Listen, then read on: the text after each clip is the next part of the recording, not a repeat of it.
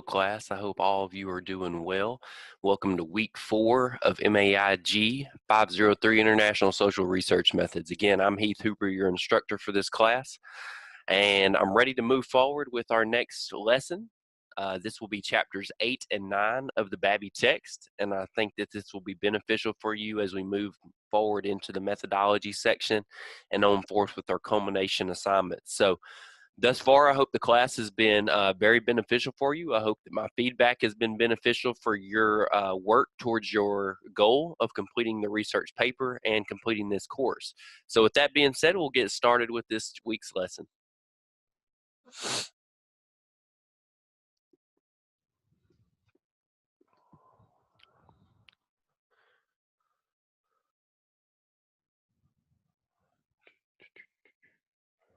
All right, so as I said, this is week 4, and we're going to go through chapters 8 and 9. Remember, we're going to hit the high points, and you need to make sure that you still are reading the text and reviewing the necessary applications of each chapter. So chapter 8 will cover experiments, and chapter 9 will be survey research.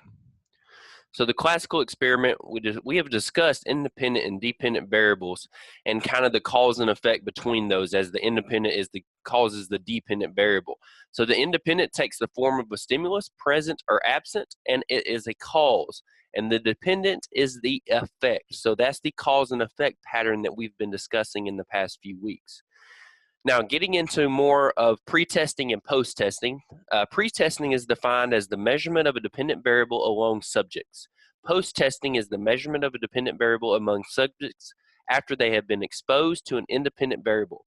So with your study, you always conduct a pre-test and a post-test, especially in a quantitative study, because there you're using more statistical figures, analysis, etc. So just understand pre-test is basically as it is named, and post-test is after, okay? Experimental group is a group of subjects whom an experimental stimulus is administered. So if we're doing a test run, that is your experimental group, a testing group. You're experiencing the stimulus is administered to that group. A control group is a group of subjects to whom no experimental stimulus is administered and who should resemble the experimental group in all other aspects. Okay, so make sure you know the difference between those two, experimental and control. Getting into validity, we discussed validity in the first lesson as being a main term that needs to be followed and used throughout your course. Anytime you do a research study, you want to have a validity, which means that it is a reputable study, that your research progress has become to a sense that where it is valid, it is needed, it is necessary, and it is to the point, okay? So internal validity is the possibility that conclusions drawn from experimental results may not accurately reflect what happened in the experiment itself, okay? Make sure you pay attention to that. Some particular sources may be history, maturation, testing, instrumentation, statistical regression, selection bias, experimental mortality, causal time order. External validity is the possibility that conclusions drawn from experimental results may not be generalizable to the real world. So your results may be different than a real world experiment. And there's different various factors that can cause that. And we'll discuss a few of those throughout these chapters. Now, different types of research, as we've discussed: descriptive, exploratory, and explanatory. There's units of analysis. That means that's your respondents. So in a survey research, your respondents is a person who provides data for the analysis by responding to a survey question. So if you do a survey research, your sample and your participants in that study will be your respondents, okay? Large samples, original data, measuring attitudes, and orientation. Those things all go forth with survey research. A questionnaire, taking it a step further. The questionnaire is a document containing questions and other types of items designed to solicit information appropriate for the analysis. So you will develop your questionnaire. Now, a lot of times in survey research, when a questionnaire is developed, you want it to be valid, as in it has been conducted previously. Most of the time, research kind of takes you away from wanting to create your own survey.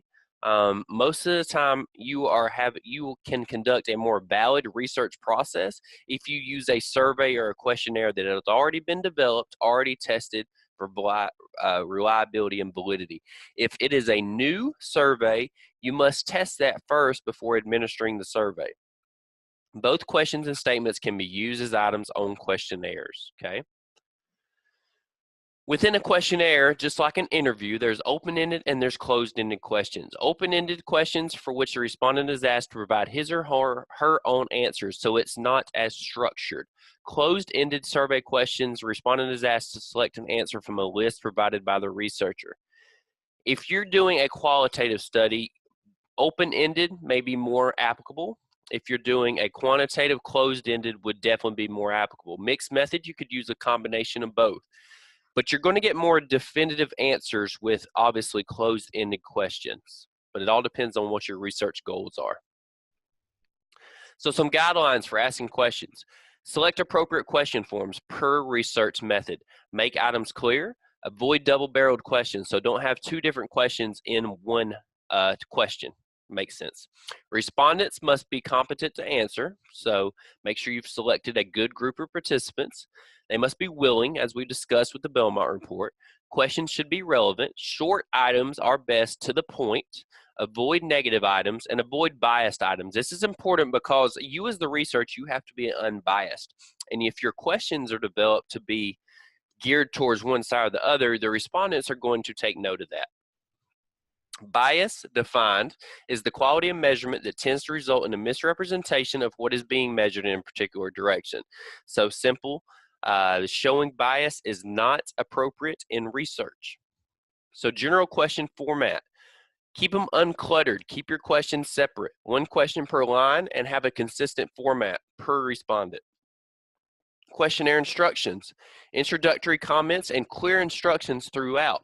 So that is one of the most important aspects, is explaining to a T, okay, crossing your T's, dotting your I's, in terms of how to conduct the questionnaire and have your respondent respond to the questionnaire. Pre-testing the questionnaire, as I said, validity, reliability, making sure it is appropriate. Questionnaires in which respondents are asked to complete the questionnaire by themselves. That is a self-administered questionnaire. So that's when you send them the questionnaire and they complete it on their own. It's always appropriate and suggested that you give them a timeline on when to complete the questionnaire by. That helps you in gathering your data for your research study.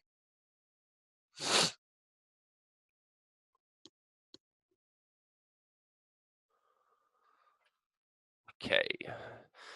More so self-administered questionnaires, mail distribution and return. Why do people not return questionnaires? Well, we're going by mail. Okay, so first of all, it takes a couple of days to get to that person, and then that person has to open their mail, take time to answer the questionnaire, and send it back. So there's a lot of steps involved with there. You're not going to get a good rate of return. Monitoring returns, follow-up mailings, those are difficult. Your response rate, the number of people participating in the survey divided by the number selected in the sample. So ideal, you want to have a response rate higher than 70%.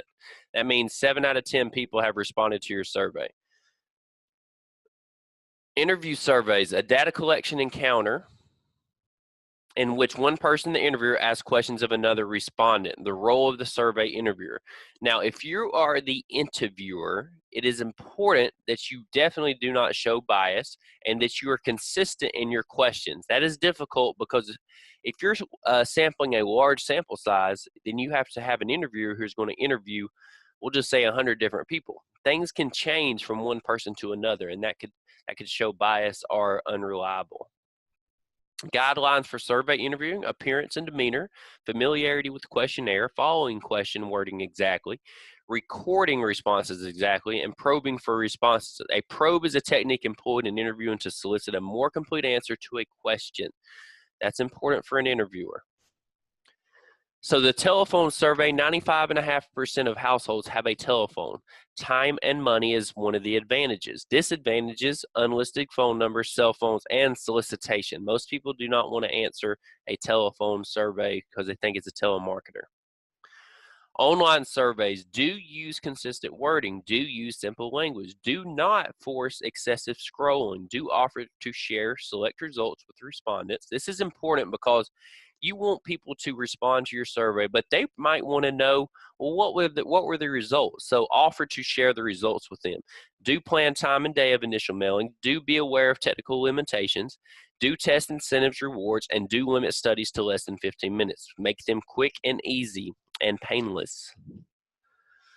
Online devices, researchers should accommodate respondents' device preferences. Electronic instrument design, the relative youth of online surveys make them fertile ground for innovation and experimentation.